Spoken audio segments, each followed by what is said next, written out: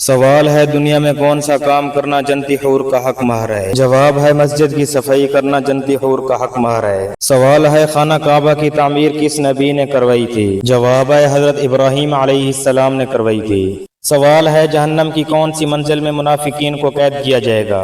جواب ہے جہنم کی 7ویں منزل میں منافقین کو قید کیا جائے گا۔ سوال ہے حضرت عیسیٰ علیہ السلام کے حواریوں کی تعداد کتنی تھی؟ جواب ہے آپ کے حواریوں کی تعداد 12 تھی۔ سوال ہے کس عمل سے شہادت کا مرتبہ حاصل ہوتا ہے؟ جواب ہے باوضو رہنے سے شہادت کا مرتبہ حاصل ہوتا ہے۔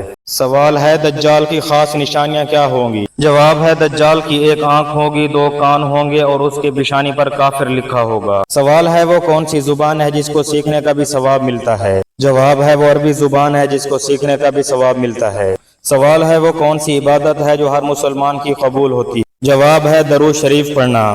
سوال ہے مرنے والے انسان کو موت سے کتنے دن پہلے موت کا فرشتہ نظر آنے لگ جاتا ہے؟ جواب ہے یہ سب من گھڑت باتیں ہیں۔ سوال ہے کون سی چیز کھانے والے کی دعا قبول نہیں ہوتی؟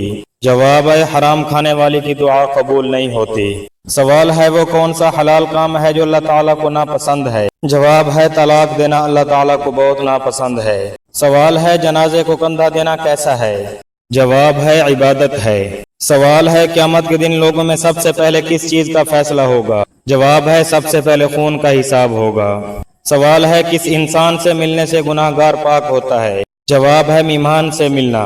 سوال ہے آپ صلی اللہ علیہ وسلم نے کس سورت کے بارے میں کہا ہے کہ وہ جس گھر میں پڑھی جائے تو وہاں سے شیطان بھاگ جاتا ہے؟ جواب ہے سورت البقرہ۔